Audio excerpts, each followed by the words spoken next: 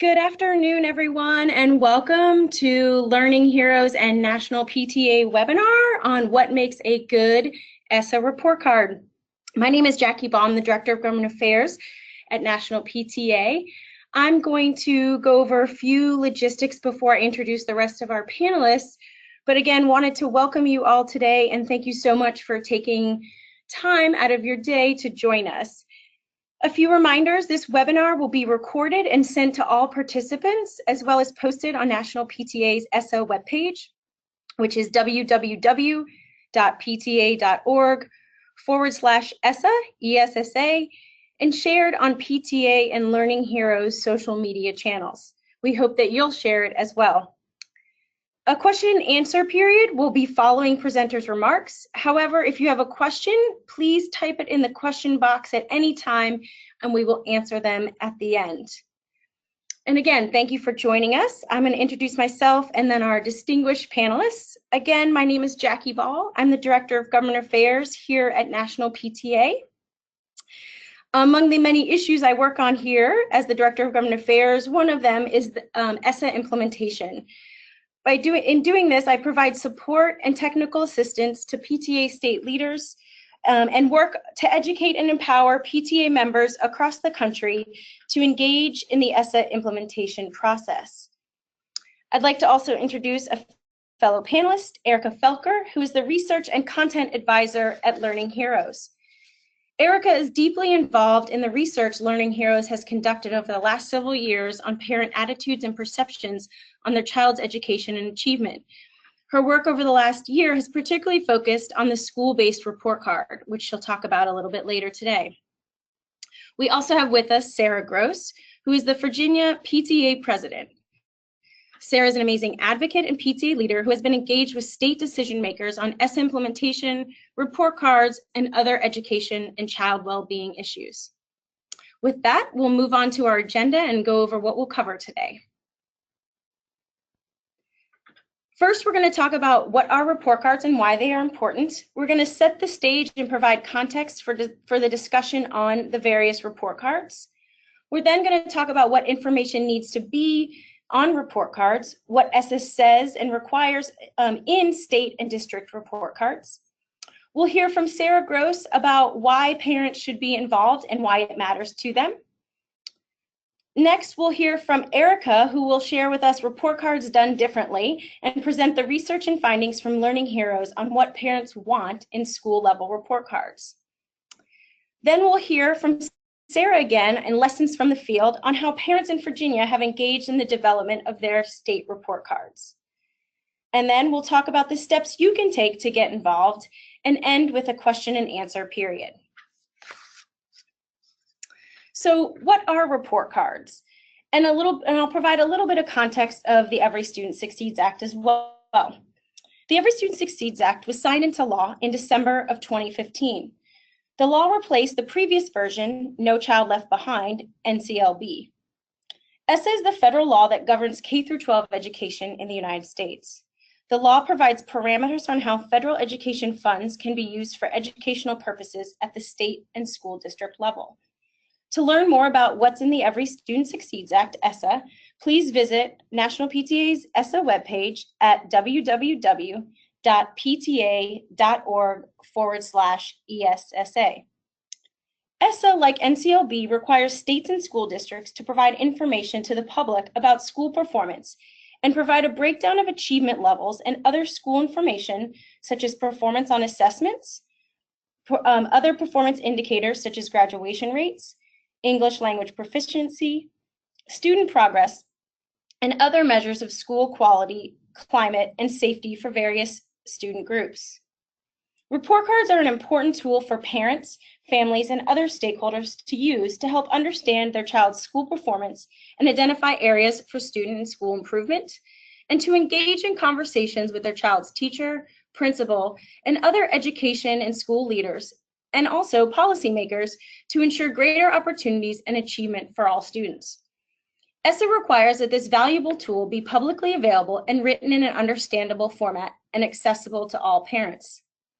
Efforts should be made to the extent possible that report cards are written in languages other than English.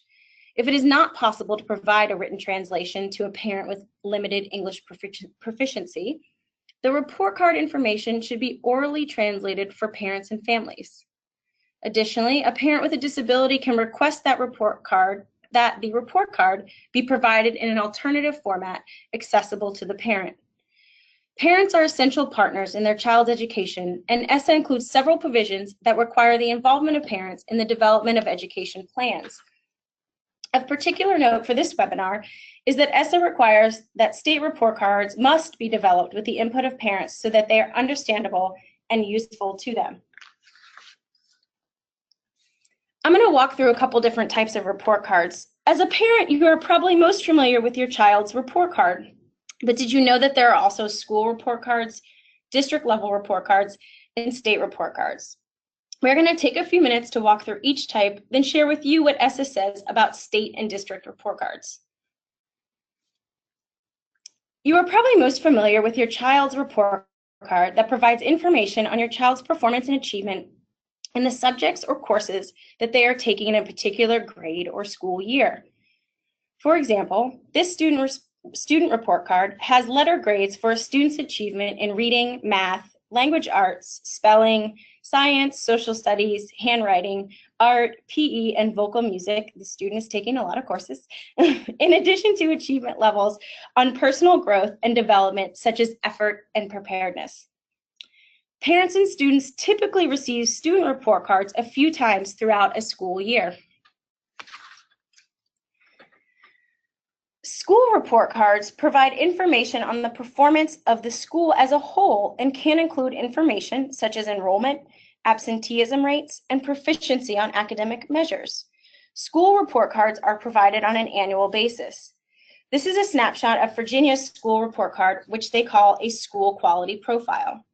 Virginia's school quality profiles include information on suspension and expulsion rates, free and reduced lunch participation, college and career readiness, which includes measures on graduation rates, students earning career and technical education credentials, and participation in other advanced placement or IB coursework, as well as teacher quality and per pupil expenditures. While school-based report cards are not specifically mentioned in federal law, ESSA does require that school district report cards provide school-level achievement data on academic assessments relative to the district as a whole and the state. Therefore, many states produce distinct school-level report cards that include information collected for the state and district level report card, as well as other information requested by parents and stakeholders. School report cards allow for parents to see how their child's school is performing, as well as what offerings and resources are provided at their child's school relative to other schools in the district and state. District report cards provide information on how your child's school district is performing as a whole. School district report cards are released annually and are required by the Every Student Succeeds Act, ESSA. ESSA requires that states make district report cards publicly available and understandable and include specific information. However, school districts may also include additional information.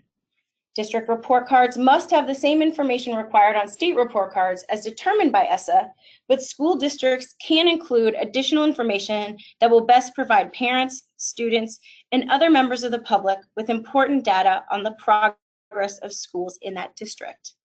We will talk in more detail in a few slides exactly what the law requires on both state and district report cards.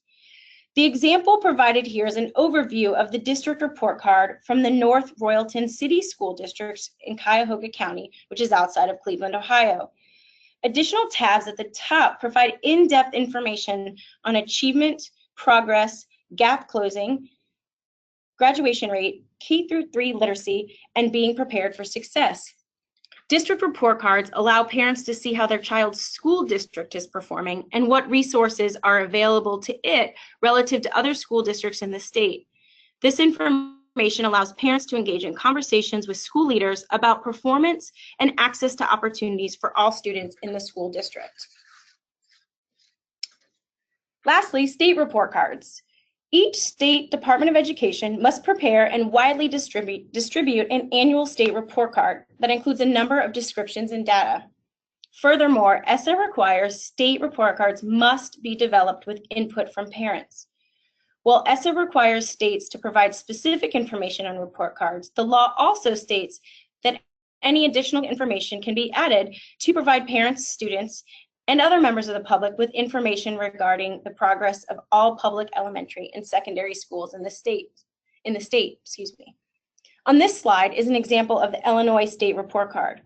While specific information on student academic progress and other required elements are included, the Illinois State Report Card also includes a category of health and wellness under state environment that includes a measure of the average number of days per week that students have physical education, or PE. As you can see here on the slide, we have highlighted the state environment tab, which includes the information on per student spending, total school days, district finances, and other information, including health and wellness. ESSA does not require that the average number of days per week of PE be included on state report cards. However, the inclusion of this measure was due to the input of parents and other stakeholders who wanted this information included. So why are all these report cards important? A key priority of National PTA is to ensure parents are effective advocates for their child and their education, and in particular that they are empowered to participate in the implementation of the Every Student Succeeds Act, including the development of ESSA-aligned report cards. Sarah, I wanted to ask you as a parent, why are state, district, and school level report cards important? Thanks, Jackie. So from a parent's perspective, we aren't always well versed in education policy, but we are definitely the primary consumers of all the data that's provided by our departments of education and also our local school divisions. So as parents, we felt that school report cards should be useful, they should be readable, and they should focus on measures that are meaningful to parents. It's so important for us as parents to communicate what a successful school means to us. To that end, it's also important to understand what kinds of information should be included and why.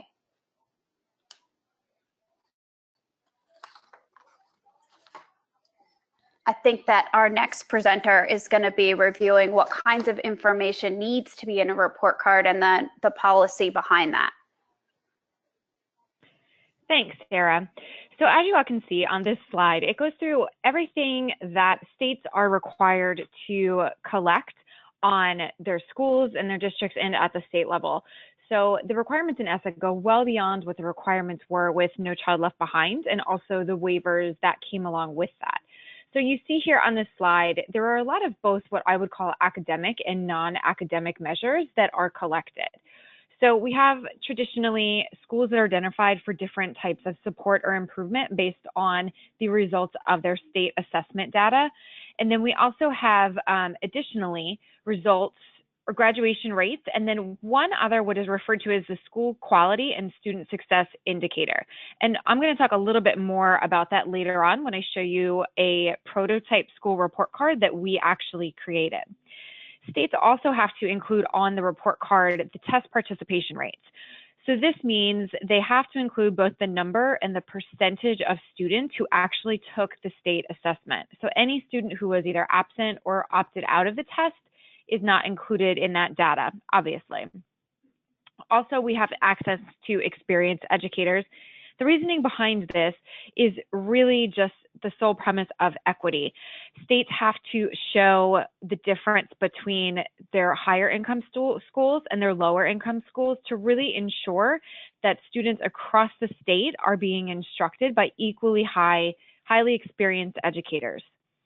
And then the last two pieces of information that states are required to collect is the per pupil expenditure and also the number of students that are taking an alternate assessment.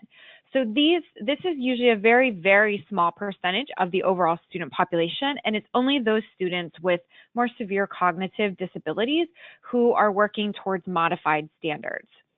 The one piece of information that I think is really important on this slide is that when we look at this, these are all the pieces of information that states are required to collect at the district level and break that down by each and every school.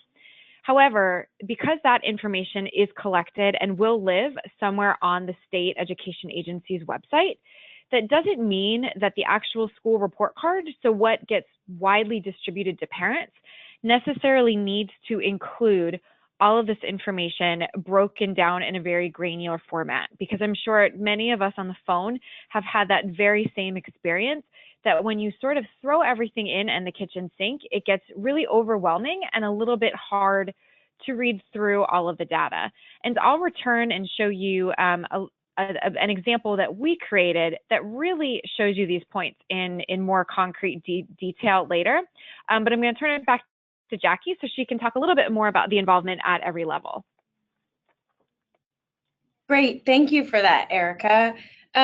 We really want to talk, and Sarah will join me here to talk about why parents should be involved at every level of this process of developing report cards for schools and districts in the state. While you are most likely as a parent concerned with your child's individual report card and their school's performance as a whole, it's important for parents to know and be involved in the state and school district report card development. Well, why, you ask? Well, they're all related. Each report builds upon the next one, starting with the state report card to the district to the school level report card. What is required and gets included in the state report card because of parent input, in addition to what's actually required by law, will also likely be included in a school district and school-based report card. So let's go back to the Illinois state report card example. If parents and other stakeholders did not prioritize the inclusion of a health and wellness metric for the average number of days per week that students have PE, then it also wouldn't be included in the district and school-based report card. And you wouldn't see that comparison, for example, in this high school example of the average number of days at that high school, East Peoria High School in Illinois. Their average days per week was 4. And that, as you can see with this comparison, is in line to the district and state average as well.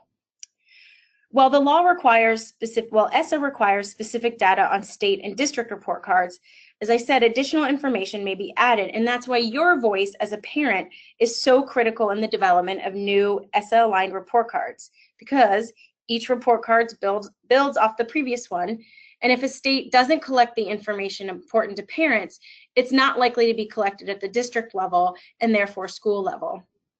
And lastly, for a report card, it's important for parent voice because report cards are supposed to be useful for parents, so they need to help create them. Sarah, I'd like to ask you, can you share with us from your perspective as a parent and PTA leader why it's so important for parents to be involved in this process, and also how the parent voice impacted the information included in Virginia's school profile? Sure. So as I mentioned before, the intent of these school, district, and state report cards is for parents to be able to understand where their schools are on the spectrum of success. We found in Virginia that our PTA members could function as a big focus group for the Department of Education when it came to what report cards would look like and what they would measure. The legislation that required the development of new school report cards here in Virginia was passed in 2013 and 2014. So we've been kind of working on these report cards for some time, but that legislation intended that report cards communicate information that was important to parents and the community in a way that was easy to understand. So we really saw that as like a giant door open for us. There were 2 opportunities for our members to weigh in at the General Assembly, where this legislation included a list of possible measures, and then again at the Board of Education as they sought public comment. We also intend to revisit those comments and our thoughts about what should be included when our Board of Education goes back to the report card in order to better align it with ESSA requirements. The other thing I want to mention is that as parents, our parent body varies widely. There's no one-size-fits-all solution to the question of what will we include in our report cards and what does each parent think measures success of a school. Our first attempt at a report card was pretty basic. It was like a dashboard and it had some dials on it, and it really just showed our schools and our districts at one point in time. So at that point, we asked we asked for all kinds of additions, including measuring growth from year to year. Parents use growth when they're talking about their own kids, so this is language that we would understand. And then we also demanded that they take into account the terminology that they use, and that they refrain whenever possible from changing terminology or using words and language, or ed speak as we called it, that was difficult for parents to understand. Great, thank you so much for that, Sarah, and we look forward to hearing more from you in a little bit. So when and how should states engage parents? Sarah provided a little context for how Virginia PTA and Virginia parents have engaged with their education leaders. National PTA has been really pleased to partner with the Council of Chief State School Officers, CCSSO, who represent the state education leaders across the country, as well as Excellence in Education, Data Quality Campaign, Collaborative Communications, and our friends from Be a Learning Hero who are on this webinar today, to ensure parents are an essential part of the development of ESSA-aligned report cards. In May 2017, we collectively released a state guide to building online report cards that includes a step-by-step timeline to ensure timely and relevant input from all stakeholders, including parents, on the design and launch of new report cards.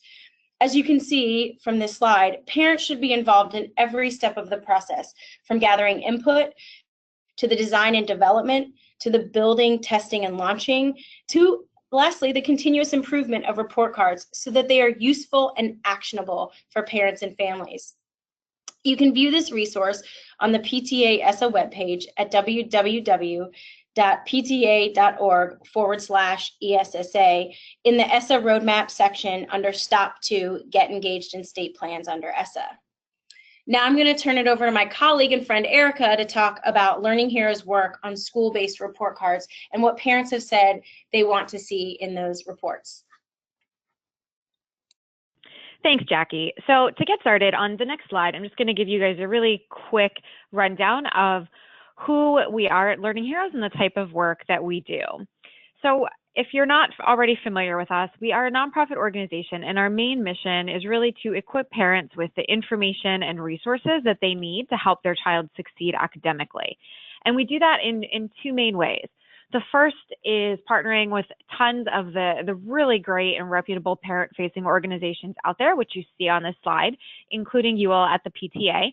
And we partner to not only create and distribute resources, but to really also serve as thought partners and leverage the great work that everyone is doing in this space. And the second way in which we do this is by working directly with state education agencies and districts as well to really improve the parent communications and the parent engagement that they're doing today. And that's really where this school report card work comes in. So I'll start by giving you just a really quick overview of the research that we've done that goes behind the school report card prototype that you will see, and that really lies underneath all of the findings that I'll speak to in a second. So you can see here, we have done a ton of research. I've spent lots of hours watching focus groups and listening to parents from all over the country talk about this concept of school performance and school report cards. And over the past 2 years, we have conducted focus groups. I believe it's somewhere around 60 across 25 states in the country. The work that we did specific to the school report cards was focused in California, New Mexico, Ohio, Mississippi, and Washington, D.C. And we took everything that we learned in that research and worked with a firm called Tembo, who I consider them like the masterminds of any kind of educational data reporting, because they're phenomenal. So we sort of had the intelligence and the creative behind it, and they actually made our school report card come to life. And just also going back to the parents that we talked with in these focus groups, we did try to recruit a pretty diverse mix. So we had some groups that were conducted in Spanish. We also had groups of all African American parents and Hispanic parents as well, to make sure that we had a pretty diverse representation. And for time's sake, I will go ahead and just start digging into the findings. So first and foremost, and this seems a little bit like common sense, but parents really need context. When they're looking at this stuff, they're not knee deep in this work like we are every day. So even when it comes to things like the numbers, which we think may be pretty simple, we still need to give them details about what exactly it means and what they're supposed to do with it. So while I'm going through these, you'll see a lot of speech bubbles and quotes from parents that were in these groups. So the one that I really like on this slide is from a parent in Mississippi who said, I would want to know how to interpret this score. What does it really mean and how do I understand this? If I should be alarmed, I would be, but if I don't need to, then I won't be. So we really need to go that extra step and actually break the scores and the information down for them. And that sort of leads me into my next point. When we're talking about numbers and comparisons on school report cards, we really found that more so than a state comparison, parents really want to see how their child's school does relative to the district overall. And we conducted a survey in New Mexico, and you can see that data on this slide. And you can see that 38% of parents said they really valued the comparison to the school district, which was Albuquerque Public Schools. But as that universe gets larger, it gets a lot less relevant for parents. And the reason is because schools that are in their district are ones that they're in their own backyard. They're the schools that their child plays soccer against or field hockey against, and they're much more familiar with. And then on the next slide, again, not something that's super surprising, but we need to always remember to keep it short and simple. And this really goes back to prioritizing and really finding that balance between what's required, but also what is it that parents want to see and what do we really need them to see. And probably my favorite quote out of all the focus groups is the one up there on the top. This mother in Washington, D.C., I mean, there was so much going on in the background with her kids. And she said, right now I have children yelling at me, which she actually did, and I'm trying to look at this information. There's not enough popping out right now. Why do I like or dislike the school right here, right now? If I did have to get up right now, I would get up with no more information about this school than I sat down with. And that was in response to one of the earlier iterations of our school report card that we did. So we sort of drafted this what we call our prototype, and then we focus grouped it. So we would talk to maybe a group of 6 parents, and then we would do in-depth interviews with a handful of them. And we would take that feedback, and then we would make edits to the format, to the language. We might have to make it shorter or tighten it up a bit. But it was really a long process to make sure that we ended up with something that really worked for parents. And the idea of a summative rating, is something that's pretty hotly debated. I know at the district level and even sometimes at the school level, it's not something that's viewed as very favorable, mainly because when you look at the information that's on this slide, a 63% and a letter B, at a first glance, they're very telling. So if a school or a district or even a state would happen to receive a D or an F, it's something that for many parents really elicits a harsh reaction.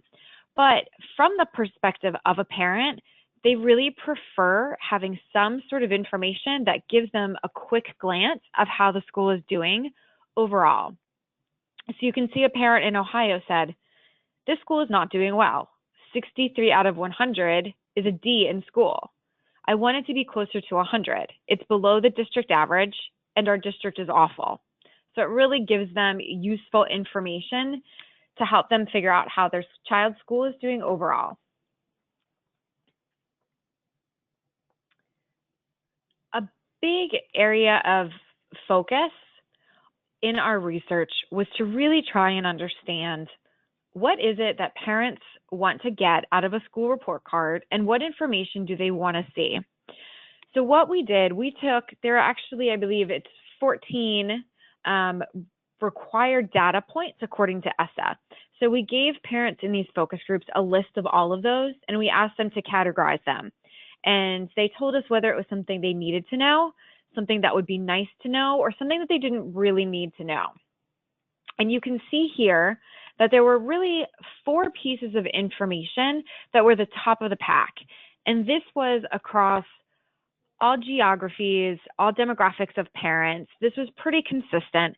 Parents said that they really wanted to know what the school's learning environment was like, which was our parent-friendly term for culture and climate, how qualified the teachers were. They wanted information on school safety and disciplinary data. And then they also wanted to know information about progress, which is our friendly term for growth. There were a bunch of measures that sort of fell in that middle of the pack area that parents said, it would be nice to know, but it's not something that's very necessary. And then you'll notice down at the bottom, the lowest ranked measure was the English language proficiency indicator, which again, I mean, we did have some Spanish speaking only parents in our groups, and we did have Hispanic only parents, but by and large, this isn't something that is very highly prioritized by parents across the board. And the other one that you'll probably notice down there is state test scores broken down by different groups of students. So that was something that parents said they didn't need to know. But on the flip side, if you look at that light blue category, we also asked parents whether they thought state test scores for all students would be something they wanted to know. And that was something they said was nice to know. So that was probably one of our most impactful and shocking findings. And I'm actually going to get through that, or I'll speak to that a little bit more in a couple of slides.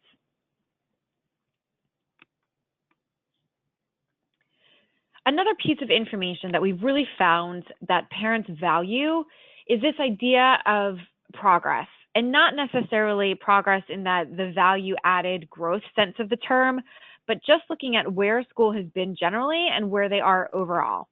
So a really interesting exercise that we did in DC was we gave parents two hypothetical schools. So school M on the left, you can see that they are and have historically scored pretty well below the district average. On the right, we have school G. So they're scoring slightly below the district average, but much closer to where they should be. And when we asked parents which one they would feel more comfortable sending their child to, a good number of them actually said school M.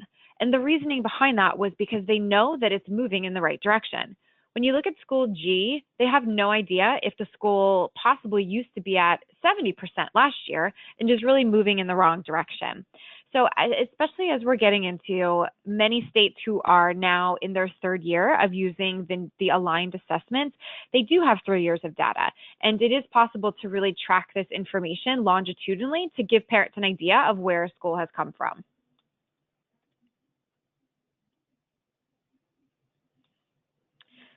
Something that's always important to keep in mind is that what we say is not what parents hear. So we gave parents a lot of, we pointed out to parents a lot of sort of the more wonky terms that are used on school report cards pretty frequently. And we asked how they would actually interpret those terms or what they thought they meant. So you can see here something as simple as the concept of school growth and student growth. Student growth was one of those terms that I didn't really think it would be possible to misinterpret, but then we had a parent who said, I'm a little lost. Are they counting students? Which, when you think about it, is a totally logical way of interpreting the phrase student growth. And culture and climate, especially when we talked with parents who were Hispanic or Spanish speaking, they really interpreted this literally. So you can see on the slide, climate, I think rain. Culture, Chinese, Blacks, Chicanos, it's environmental factors. We also had some parents who thought that that could possibly refer to a student's immigration status, which in today's world is the last thing that we want. So it's just important to think about how parents could interpret some of these terms. And then additionally, we throw around this term proficiency all the time. And in a really interesting exercise, we asked a total of 12 parents how they would define proficiency, and every single one of them gave a different answer. It was really hard for them to figure out, is proficient good enough for my kid? Are they excelling, or do they want to be at a category above proficient? And you can see here, one parent said proficient is just enough to get by, not excel. Whereas other parents thought, oh, well, if my child is proficient, that's great.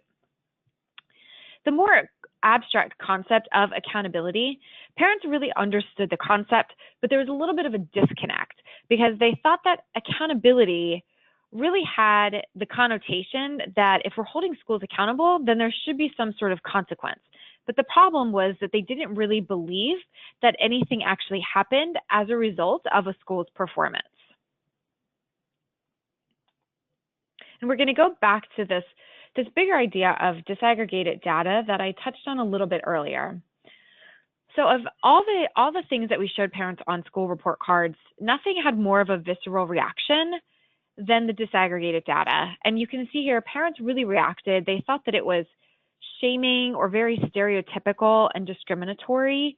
And the reason being, even if these parents had students that were members of those minority subgroups, they really see this information as just being something that they already know, but that they can't do anything about.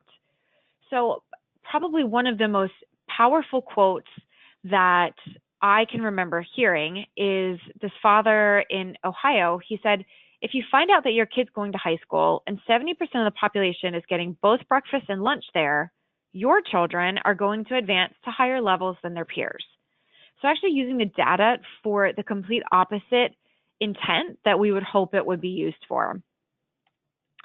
And when we turn to the school report card prototype on the next slide, I'll point out what we did with that disaggregated data to kind of help mitigate those negative reactions. So I will spare you from walking through every single tab, but you will see here, this is our overall score page. So to stay true to the evidence, we included a summative rating, which is a 63%. And each tab is set up the same way so that it is the more general information at the top, and it gets a little bit more specific as you scroll down the page. So a great example here, we have how is the overall score measured at the top. We give contextual information that just describes that it uses both academic measures and school environment measures, but that academics count for more, which for most parents, that's enough context. For those who want to dig a little bit deeper, they can click on the View Calculations button. And then as we scroll down that page, we include not the state comparison, but we do include the district comparison with the option to compare additional district schools below that. And then I'm also going to walk you through the first tab, which is our student performance tab, which is our parent-friendly term for proficiency. So again, you see at the top, we have the more general information. So just going over how students performed in each subject. And then as we scroll down, we see the district comparison in English, math, and science. And then below there, you'll see that we include the progress over 3 years. So that way parents can really see that trajectory. What direction is the school headed in? And then way down at the bottom, which was placed there strategically, we have our disaggregated data. And to really help mitigate against those negative reactions, we expanded upon the subgroups that are required to be included in ESSA, so as not to really discriminate or to make any one population or group of populations stand out. And then we included some contextual language at the top to help parents understand what the purpose of the data is.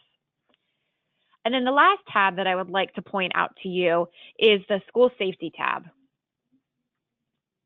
So this is something, parents really loved this idea, but at the same time, it's really difficult to collect. So the balance that we decided on is to include information that's already required to be collected by schools. So suspensions, expulsions, incidents of violence, and law enforcement referrals. And this is an example of where we've walked that fine line between what's required, what's feasible for states to collect, and what it is that parents want. And then the very final thing that I'll point out is scrolling back up to the very top, you probably noticed that on every tab, you see sort of that same header there. And the reason that we kept that there is so that parents can see how the school is doing in each of these categories relative to that overall score of 63%. And then there's some additional links for things like FAQs and about the school, where schools can provide links to websites that really talk about other information that doesn't lend itself to school performance, but that parents care about. So things like extracurricular activities, what's their discipline policy around bullying, or what is the curriculum that they're using. And this is the prototype, again, that we developed based on all of the evidence that I just walked through, and we're working individually with states now to adopt and customize that. And with that, I will turn it back over to Sarah. She's going to talk a little bit more specifically about the work that she did in Virginia in engaging their parents in this process. Great, thanks Erica for all that information. So I was just going to take a minute to talk to you guys about some of the things that I learned as a parent and also as a legislation chair in the development of the state and school report cards here in Virginia. If you've spent any time at all reading state legislation, and really who doesn't, they like to throw around this word parent, but legislators don't and decision makers don't always pay a lot of attention to how they intend to engage us and why they need us, even though they seem to want to make these policy decisions work for the parents. In Virginia, we see this as an opening to invite ourselves to the table. What we found was that decision makers really wanted to know what the parent thought, and the PTA brand carries a tremendous amount of authority and experience. So my two biggest learning lessons from the development of our state report card in Virginia are to first make yourself available to decision makers at all levels. An engaged parent is one of the keys to school success, and often decision makers aren't really sure where to go to find those parents. So, be that parent. Make sure you're in touch with your superintendent, your local legislators and your state legislators, even your state boards of education, so that they know to reach out for you when they have questions about a policy that they're developing, or more importantly, when it comes to report cards, whether or not the information that they're putting together is meaningful to you. And the other thing was, never underestimate the power of your opinion and your experience. They don't expect us to understand the nuts and bolts of all of this, but their job is to make sure that these report cards are clear and useful to us. In order to be clear and useful, they really need our feedback on what makes a school successful in our minds and how they can get you that information in a way that's easy to digest. So how did Virginia's report cards end up? In listening to Erica's in-depth coverage of what should be on a report card and why, I'm really pretty happy with how our report cards turned out, with a few notable exceptions, which I'll mention in a minute. Our report cards are visually pleasing. They utilize a wide variety of data points in order to be effective tools for the widest variety of parents. And of course, they include all of the basic data points, as Erica mentioned, but they also allow you to break out that data for reporting groups and also for year-over-year progress. In almost every instance, the board put in place a way to communicate the measures that matter to our members. There were all kinds of public comment periods that we didn't really know about until we raised our hands and said, you need the parent involved here. How can we help bring the parent to the table? And so then they were made sure that we were aware of all public comment and meetings to invite our parents. Initially, our Board of Education was using a single letter grade, which our members objected to. As parents, we understand that there's data behind each score that, if my child is a B student, it could be that he's getting Bs across the board, but it could be that he's got several As and a D. And as his parent, I really want to know about that D. I want to understand how to help support him in that particular subject.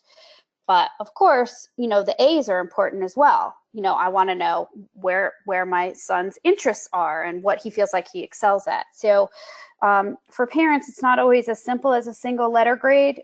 We were really pleased that we were able to reverse the legislation of a single letter grade for schools and move on to the percentages model that we currently use. But more importantly, that our report cards show the breakdown of those percentages so that we can better understand how our schools and our districts are doing in each area. So moving on to an individual school report card, this is a snapshot of a single school within a division. It happens to be my division, Richmond City. And I'm happy to report that I was at a meeting at Carver last week where we elected a brand new board of officers to restart their PTA. So I love that we have Carver Elementary here. You can see on this slide that there are 6 additional tabs. They're very similar to the tabs that Erica mentioned previously. Each one of those tabs contains 3 years of valuable information of data so that parents can see what's happening year over year. And remember a minute ago I said there were a few notable exceptions. So here's one that always sticks with me, and Erica mentioned it a minute ago, and it's this word accountability. And really frankly, also learning climate. Accountability, I mean, it sounds like something that happens when my kid misses his curfew. And so in this situation, I'd always encourage parents to make sure their divisions are encouraged whenever possible to use language and terminology that's clear and easy to understand. In defense of the education community, accountability is a pretty universal term, but it's still not really meaningful to me as a parent. When I was sitting in one of the roundtable meetings about what we were going to measure and what we were going to include, and more importantly, what data the Department of Education even collected on our schools, the chair went through a list of things that were mandatory for school report cards, and one of them was accountability. And in all seriousness, I asked, well, what is that? And they literally looked at me like I had said something in Japanese. You know, they didn't change that word based on our, you know, encouragement in that direction. But I think the point was made that, you know, we don't, as parents, we don't always speak the same language as our departments of education. And here's something too, notice that what we're calling our report cards, under the Virginia DOE logo, you can see it says school quality profile. At some point in the process, they just became school quality profiles instead of report cards. And this is something that we've brought up again and again, that a school quality profile might not be as the most meaningful term they could use. So that the state's fascination with sort of renaming things and making it potentially a little bit more complicated for parents is a real thing. Okay, so I wanted to talk for just a minute about some things that were included in the report card, because this is really where the parents' voice is the strongest. Many of these that we feature on our report card are also featured on other state report cards, so I don't want there to be the impression that, you know, Virginia PTA was, you know, leading the charge in a lot of these things. But we did make sure that what was important to our members was included. There's a measure of the division versus the state on our report card, so that parents can see where their division stands in comparison to the state overall. And this was very meaningful to our parents. We also feature that measure in the school versus the district. Parents are interested in comparisons, and that's a really meaningful measure to them. Another thing that's really interesting to us was the expenditures per pupil. This felt important because we really want to show how much effort each municipality was putting into education versus the state in order to find opportunities to advocate for appropriate funding. Teacher quality measures out there. This is, in my opinion, a bit of a problematic measure because it's never as simple as do the teachers have an advanced degree? I'm not sure our parents really agree on what makes a qualified teacher, whether or not they think it's because of an advanced degree. But our report card features multiple data points here, including staff ratios, which go to the efficacy of the parents in each classroom, the percentage of core subjects being taught by a teacher who meets the federal definition of highly qualified, and teacher licensure, and of course that advanced degree measure. And the other thing that's featured in our report cards, which I would urge any parent to ask for, is a glossary. We were able to sort of review the terms in the glossary and their definitions, and you can bet that we made sure that accountability was listed in that glossary. So here are some of the things that are missing.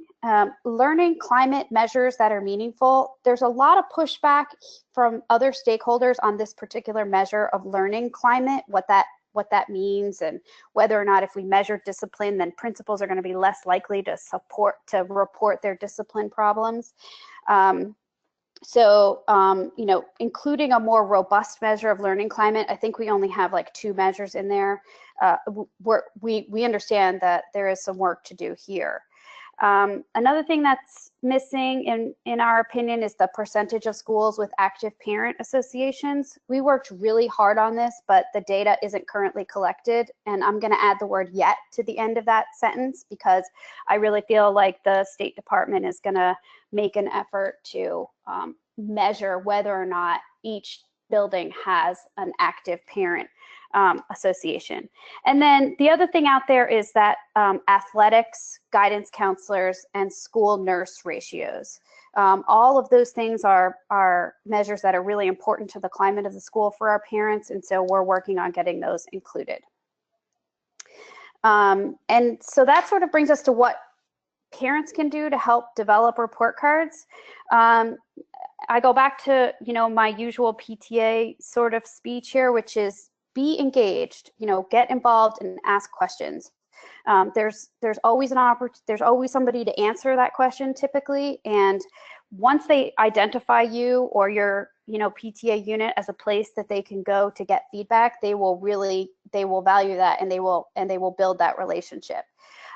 Make sure you reach out to your state PTA leaders to find out where they are in the process, because at the state level, as a state president, we have all kinds of contacts at the state level, and we are more than happy to share those those contacts and get other people involved.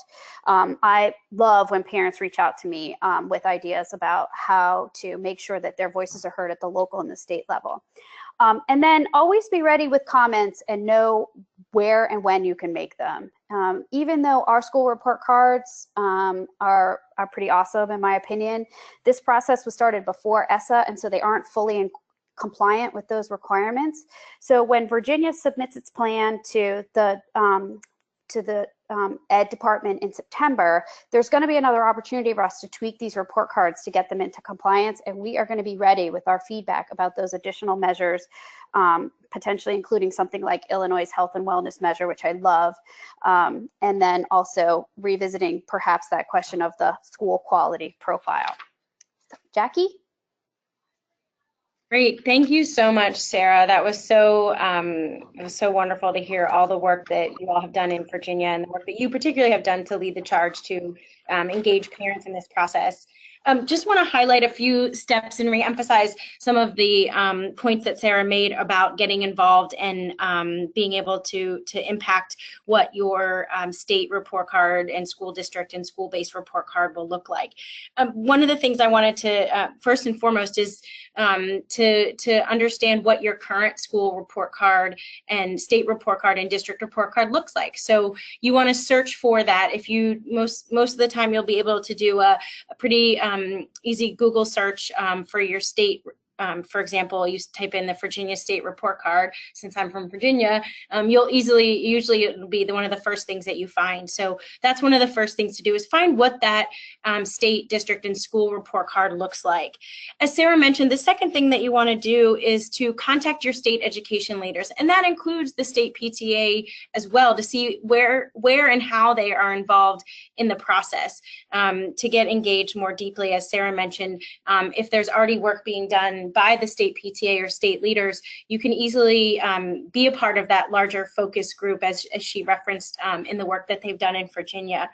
You can also reach out to the state Department of Education leaders as well, to really get involved into the development process. And then lastly, one of the things we also recommend is to learn more about the Every Student Succeeds Act. And we have some great resources and roadmaps on not only state level engagement in this process, but also as we move forward into local implementation and school-based implementation of the law, we'll be adding additional resources to our district and school-based roadmaps that we have. We have a state, a local, and a school-based roadmap. I do want to flag that we have actually created a one-pager that outlines these steps in more detail, and also provides direct links to additional resources to learn more about report cards, and it even includes a direct link to the Learning Heroes prototype that Erica shared earlier in the presentation. This one-pager is available on the PTA ESSA webpage. I feel like I'm a little walking commercial here for that today, but it is www.pta.org/ESSA under the state roadmap section on stop 2, get engaged in state plans under ESSA, and that's 3 ways to engage in ESSA report cards. So check that out. We'll also be sharing that link to the one-pager when we send out the recording of this webinar. Since you are a registered attendee and participated, that will be sent to you following this webinar.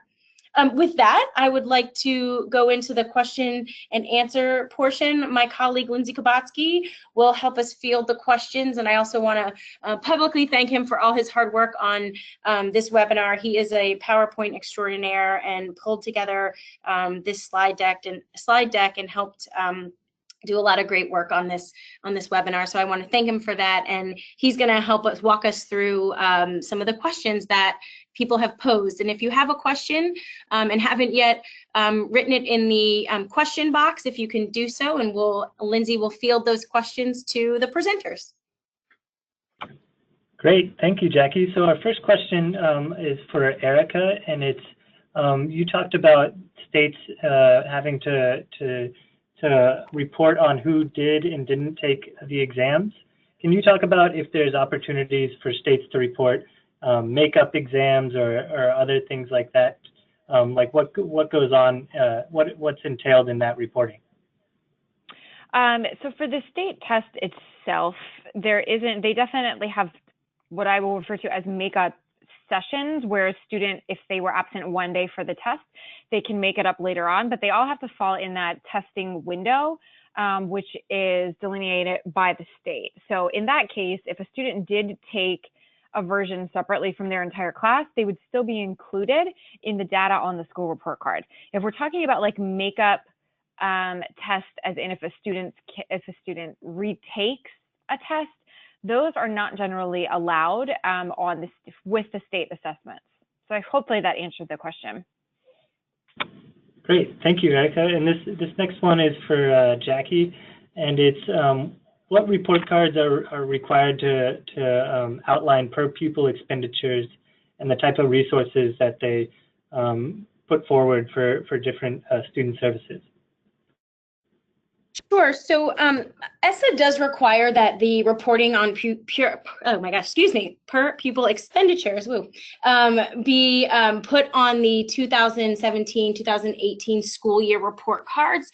However, the Department of Education released a letter probably about 2 months ago, if my memory serves me correctly, that actually allows states and school districts to delay that information on the state and district report cards until the 2018-2019 school year, as some school districts or states may not have that information readily available at this time, and they may need to establish the data systems to be able to collect that information and then be able to report it. So there is that delay provided regarding the reporting of that information. But under the law, it is required in 17-18, but the department will allow states and LEAs to delay that until 2018-19, and they do have to, although they do have to provide a description on their 17-18 report card around how they are going about collecting that data and when parents and community members can expect to see it.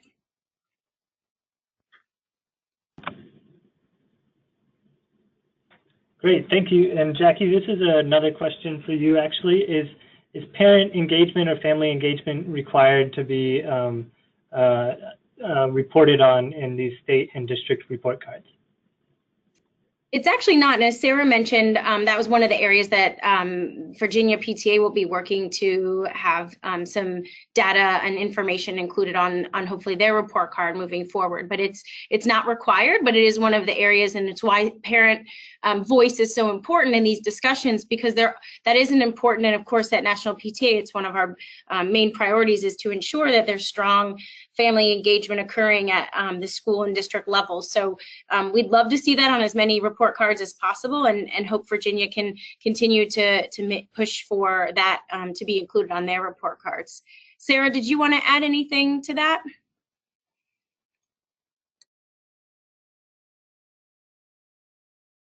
Sorry, I was fighting with the mute button on my computer.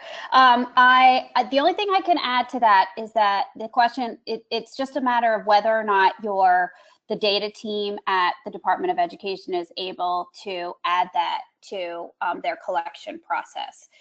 We found that the Department of Education was willing to include as many measures as possible as long as they collected that data, and we're currently in the process of working out with them how to collect that data.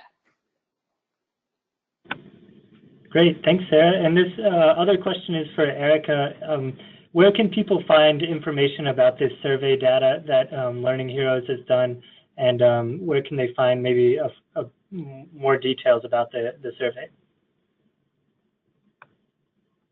So the deck that I just shared and all of the findings from the research we did on school report cards is not publicly available. If you do go to www.bealearninghero.org, we did just release results from a survey that we did that's a little bit more, it's broader than just the school report card. It's called Parents 2017, and it gives information and findings on parent mindset around a bunch of different education issues.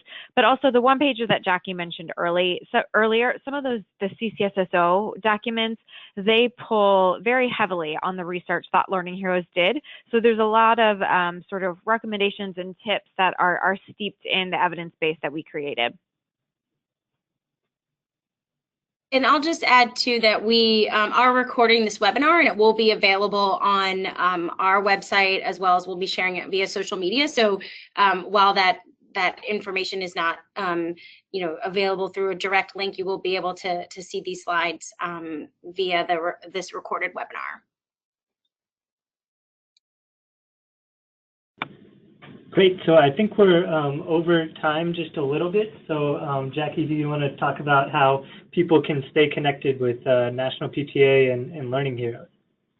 Absolutely, and I just want to thank everyone again for participating in today's webinar, and extend appreciation and thanks to both Erica and Sarah for their knowledge and expertise. And as I mentioned just previously, the webinar has been recorded, and we will be sharing it with all registered attendees, as well as posting it on PTA website, as well as hopefully Learning Heroes, and sending it out through our social media channels. As you can see here, we have National PTA's Twitter handle, our Facebook as well, along with the direct link to our PTA ESSA website, as well as information, the Twitter handle, Facebook page, and direct website link to Be a Learning Heroes. I really hope you enjoyed today's webinar, and I really want to thank you again for your time, and hope you have a wonderful rest of your day. Thank you so much, everyone, for attending. Bye-bye.